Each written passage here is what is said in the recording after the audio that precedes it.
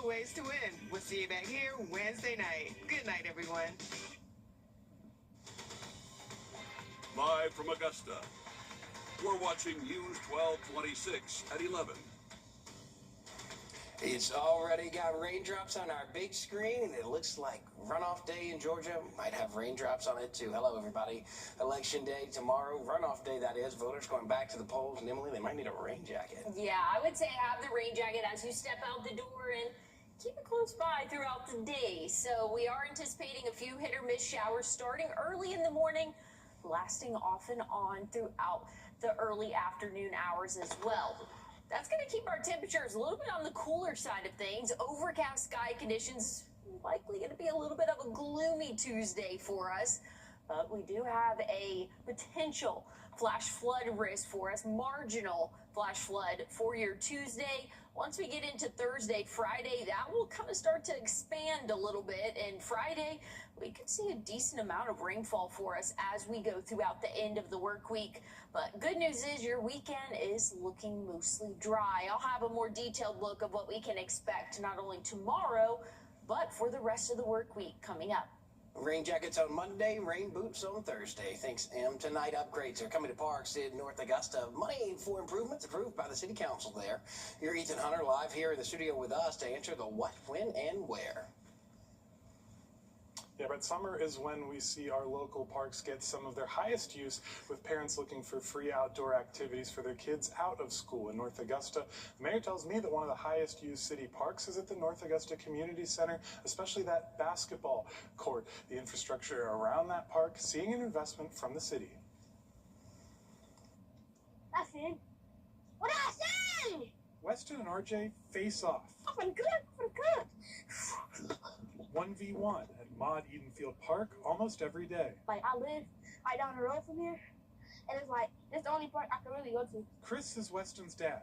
He's been taking them here for a decade. He just likes to play outside and practices basketball, man.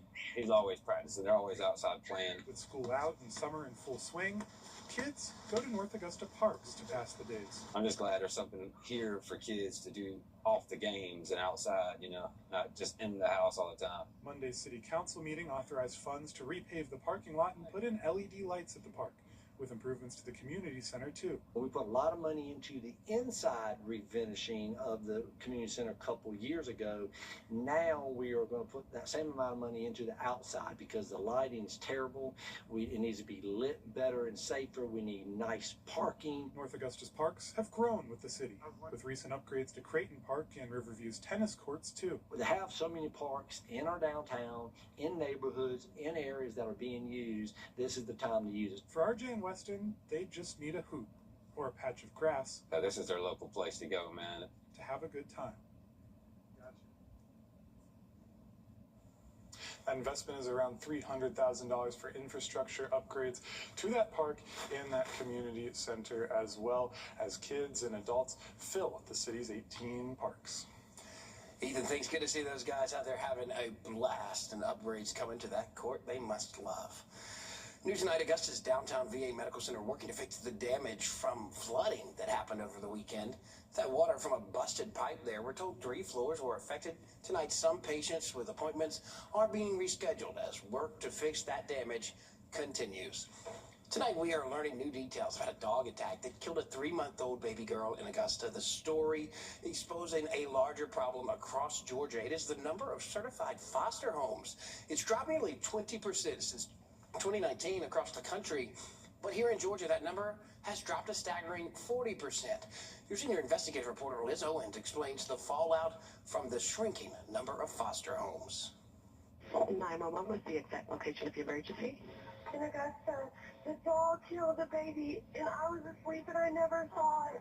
New records we obtained from the coroner's office paint a different picture than the original account from the sheriff's office. The sheriff's office incident report says the caregiver allowed her cane corso and the infant to co-sleep with her. But the caregiver told the coroner in this report she put 3-month-old Zamora to sleep not in the caregiver's bed, but in a rocker next to her bed. In the coroner's report, she says she checked on her several times throughout the night. The coroner's report also helps explain why the little girl was in the woman's care. The woman told the coroner Zamora's mother is her former foster daughter. She said the baby had been staying with her for about 2 weeks while the young mother received mental health services. The report also notes Zamora's mother had been homeless with no stable place to live. It's a tragic picture that sheds light on a much broader problem in Georgia, the drastic decline in foster families. Not only was Zamora's caregiver her mother's former foster mother, she also works at a local foster care agency. During a time when the state is struggling to find enough homes for children in crisis, the woman who works to find foster homes had 9 children in her own home, fostering at least 6 of them. There are just not enough foster homes to handle the children in crisis. Data shows the number of certified foster homes in Georgia has dropped about 40% since 2019, double the national average. Former News 12 investigative reporter Sierra Cummings, now reporting in Atlanta, spent years investigating what happens when there aren't enough homes. This practice called office hoteling, and it's just like the name implies, when there isn't enough placement options, so not enough residential facilities, not enough foster homes. Cummings reporting found when kids, especially teens with behavioral and mental health needs, can't be placed, some end up in spaces where conditions can quickly become unsafe. And when they're coming home every day, it's to these rooms that aren't at all designed for living. And so it was a process that, what experts told us, perpetuated this cycle for trauma for kids in state custody. We still don't know the full backstory in this case, but again, we do know the caregiver was fostering 6 children, ages 5 to 17, at a time when many families say the state stipend makes fostering financially out of reach. This story continues to just be heartbreaking. We are also learning from that coroner's report the caregiver adopted that cane corso about a month ago from a local shelter. That report says she took each one of those foster children to meet the dog before deciding to adopt him. Ahead of the runoff election tomorrow, candidates spent their final day making... Well, looking at rainfall totals throughout the next 7 days, we can expect to see 1 to 2 inches, some spots a little bit higher than 2 inches. So beneficial rain is on the way. I'll talk about timing coming up. Big value. Ready to grab and go at Parker's Kitchen. Value deals starting at just $4. Make your next stop Parker's Kitchen. First Alert weather isn't just a forecast. It's your advantage. Get early warnings for severe storms. An accurate forecast from a team that stays on air when the weather turns dangerous. Warning sound effect all the way from... Plan your day with confidence and get the latest update straight to your device. First to warn, first to track, first to protect. This is News 1226 First Alert weather. Always ready, always streaming. Download our app or stream WRDW Plus for free on all your favorite platforms. Is not for sale. The good news, on Tuesday, we can vote for Burt Jones and stop the endless barrage and intrusion by Jackson. Vote Burt Jones for governor. You get lower taxes, and you get to end the stalking by Rick Jackson.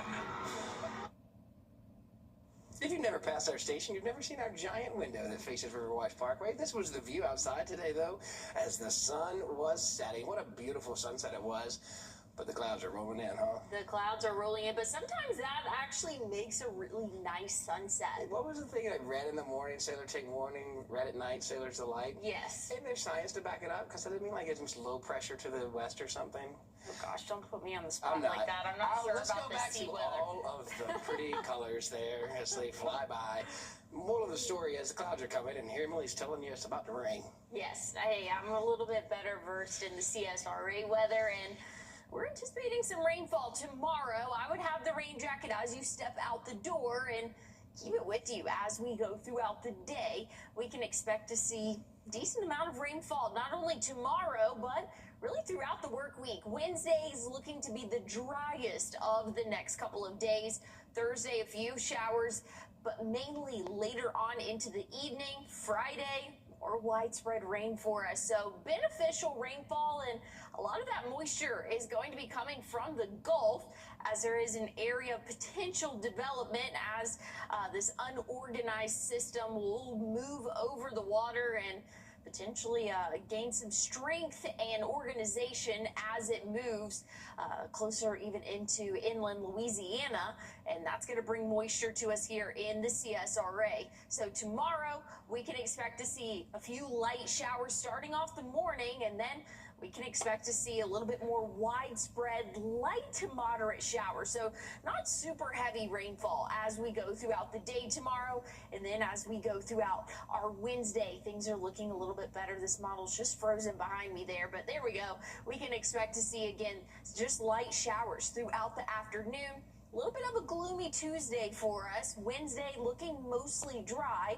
Thursday, not too bad, but once we get into the evening, we can expect to see some more heavier downpours and some thunderstorms for us as we go throughout Thursday overnight and into our Friday. When it's all said and done, beneficial rain, close to 2, maybe even 2.5 inches for some of our most western counties. But further east you get, more in South Carolina, looks to be more 1.5 inches of rainfall for us. Tomorrow we do have a flash flood risk.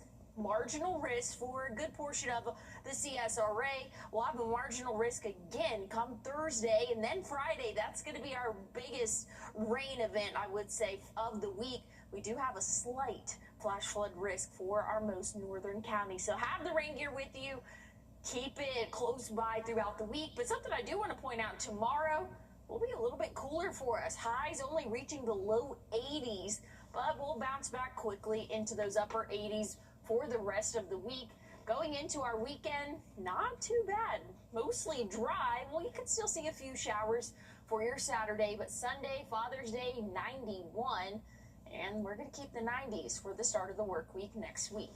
Nice of you to clear things up on Sunday for all the dads out there, Em. They appreciate you.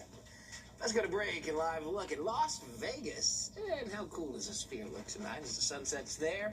If you played the lottery, there's your winning numbers. Good luck.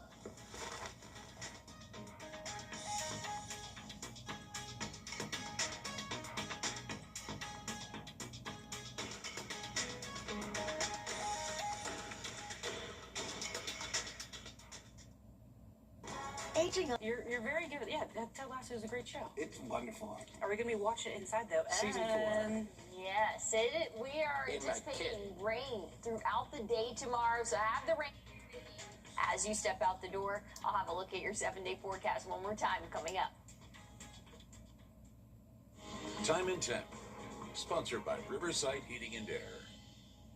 For comfort you can count on, call Riverside Heating and Air. Join our Riverside Comfort Club with regular HVAC rate and starting as low as $15 a month plus 10% discount on all repairs. Elevate your drive. All right, for people like me who go to the lake, we're excited about a week of rain because the lake's still a little low, especially when you said it's going to rain to the north of us heavy. That's what we need. We are anticipating a good bit of rainfall, and I say that over the course of a couple of days, we could see 2 to 2.5 inches, which is something for us, so it'll definitely be beneficial. But some light rain tomorrow, off and on, nothing too wide, or too heavy, I should say. I'm going to be at Churchill Downs, so I don't know if it's going to, is it going to come up to the bluegrass state a little bit? I don't know. It's Kentucky. It's going to be in Uruguay. I just mouthed to Alyssa, where is that? All right, well, we'll get Alyssa a map, and everyone else gets rain jackets and rain boots this week. Yes, so we're going to have those rain chances sticking around, but hey, good news, weekend, not looking too bad. 87 Saturday.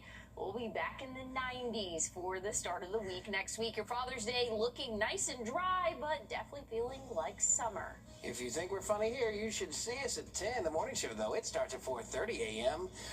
We're always on WRDW.com. Thanks for watching. Have a great night, everybody.